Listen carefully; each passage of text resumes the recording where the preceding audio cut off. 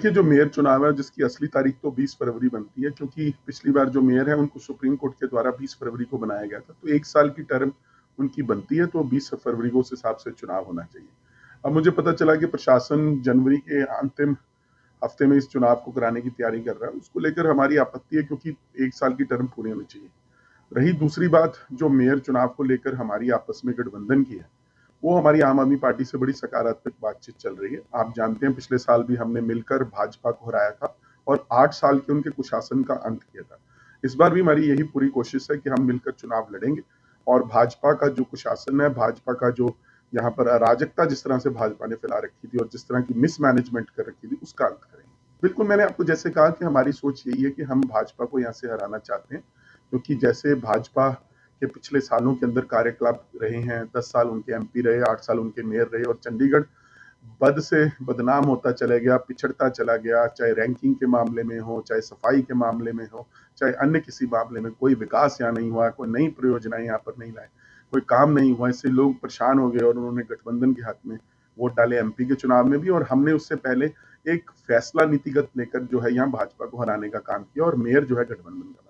देखिए, उसको लेकर हमारी बातचीत जारी है और हम उसका फैसला कर लेंगे। हम एक व्यक्ति मेयर का चुनाव लड़ेगा और एक सीनियर डिप्टी मेयर का लड़ेगा, वो हम बैठ के तय कर लेंगे आने वाले दिनों के अंदर। उसके अंदर कोई ज्यादा परेशानी नहीं। ये उनकी ना जो है वो क्या कहते हैं, रटी रटाई लाइनें हैं जो हर जगह ठग, गठबंधन को ठगबंधन बोल देना, जबकि उनसे बड़ा, भाजपा से बड़ा ठग कौन है कि जिसने लोगों के जो मेयर जो चुने हुए पार्षद थे उनकी वोटों को ठगने का काम किया। उनका एक नॉमिनेटेड पार्षद 8-8 वोट ठग कर अपनी तरफ ले जाता है और उसके बाद वो हमें ठगबंधन की उपाधि देते हैं। ये सचमुच में हास्यास्पद है।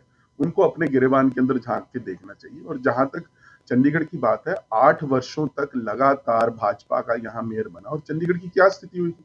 आज जिस दयनीय स्थिति में कॉरपोरेशन आई हुई है, उसकी सीधी सीधी वजह भाजपा है। उनके 8 मेयर और उनकी जो भाजपा का प्रशासन था यहाँ पर, वो बुरी तरह से फेल हुआ। रैंकिंग, जैसे मैंने आपको पहले कहा, गिरती गई और उसके अलावा चंडीगढ़ के अंदर कोई विकास की नई परियोजनाएं नहीं आई, कुछ नया काम नहीं हुआ और इस करके मजबूर होके हमें जो है इस गठबंधन को बनाना पड़ा ताकि भाजपा के कुशासन को चंडीगढ़ से खत्म कर सके। ये ऐसे है, हर राज्य की अपनी अपनी स्थिति होती है। कहीं किसी जगह पर हमारी लड़ाई आम आदमी पार्टी के साथ है, किसी जगह भाजपा पर है, पर भाजपा के साथ हमारा पूरे देश के अंदर एक नीतिगत मतभेद है। एक जो हमारी विचारधारा है भाजपा से नहीं मिलती, हम उनकी विचारधारा से सहमत नहीं है। जिस तरह से वो वोटों की पोलराइजेशन करने का काम करते हैं, लोगों को धर्म के जाल में फंसाकर भ्रम फैलाने की कोशिश करते हैं, विकास की बात ना कर कर इधर उधर की बातें करते हैं, इसलिए हमारा नीतिगत मतभेद भाजपा से। और जहां भी हमें लगता है कि भाजपा को हराया जा सकता है, वहां पर इंडिया अलायंस कोशिश करता है कि इकट्ठे होकर लड़े। अगर नहीं भी लड़े तो उसके बाद भी जो है विचार उनके एक ही तरह के हैं कि जो भाजपा है वो देश का कोई विकास नहीं कर रही, वो देश का नुकसान कर रही है। जिस तरह की सोच भाजपा की है, वो सोच इस देश के लिए खतरनाक है। देखिए, सबसे पहले जो फाइनेंशियल जो यहाँ पे क्रंच है उसको दूर करने की जरूरत है। 8 साल तक भाजपा के कुशासन ने जिस तरह की उन्होंने नीतिगत फैसले लिए, गलत फैसले लिए, जिस तरह से उन्होंने सफाई के ठेके बड़ी कंपनियों को दे दिए, उसकी वजह से करोड़ों रुपया एक्स्ट्रा जो लगना शुरू हो गया। उन्होंने पार्किंग घोटाला उनके समय में हुआ, बहुत सी ऐसी चीजें हुई जिसकी वजह से जो फाइनेंसिस है, जो कांग्रेस के समय 500 करोड़ की एफडी होती थी, उसको तोड़कर वो सारा पैसा पानी की तरह बहा दिया गया और वो पैसा कहीं लगा हुआ नजर नहीं आ रहा, वो पैसा बड़ी कंपनियों के खाते में चले गया। तो इसलिए उस सब को ठीक करने की जरूरत है। पहले जो इनकी बिगड़ी हुई अर्थव्यवस्था है नगर निगम की, उसको पटरी पर लाएंगे। उसके बाद चंडीगढ़ के लोगों के बहुत सी ऐसी विकास की परियोजनाएं हैं जिसको पूरा करेंगे ताकि चंडीगढ़ के लोग जो हैं अपने आप में एक राहत महसूस करें। और सबसे बड़ी बात, कोई नया टैक्स चंडीगढ़ की जनता पर नहीं लगना। मैं अगर शहर के विकास की बात करूं तो जब से नगर निगम बनी है, 1996 में पहला चुनाव हुआ था और तब से लेके आज तक लगभग 30 वर्ष का कार्यकाल होने वाला है। इसमें सबसे निष्क्रिय कोई अगर महापौर आज तक रहा है तो वर्तमान महापौर हैं और जो उनके सहयोगी हैं, उनकी जो पार्टी है, उन सब ने चंडीगढ़ की शहर की जनता के साथ धोखा किया है। चाहे वो मुफ्त पानी के नाम पर हो, चाहे वो सड़कों के नाम पर हो, चाहे सफाई के नाम पर हो, चाहे स्मार्ट सिटी के नाम पर हो, इन सब के नाम पर वर्तमान महापौर और उनकी पार्टी, चाहे वो आम आदमी पार्टी है या उनके सहयोगी कांग्रेस पार्टी है, इन्होंने केवल शहर की जनता को छलने का काम किया, ठगने का काम किया और झूठ बोलकर 1 साल तक जनता की आंखों में धूल झोंकने का काम किया। देखिए, कांग्रेस और आम आदमी पार्टी का जो चंडीगढ़ में गठबंधन है वो केवल सत्ता प्राप्ति के लिए एक जिसको हम बोलते हैं अछूत गठबंधन वो किया गया है। और मैं सही शब्दों में कहूँ तो एक गठबंधन नहीं, ठग बंधन है। दो ठग एक साथ इकट्ठे हो गए हैं शहर की जनता को ठगने के लिए।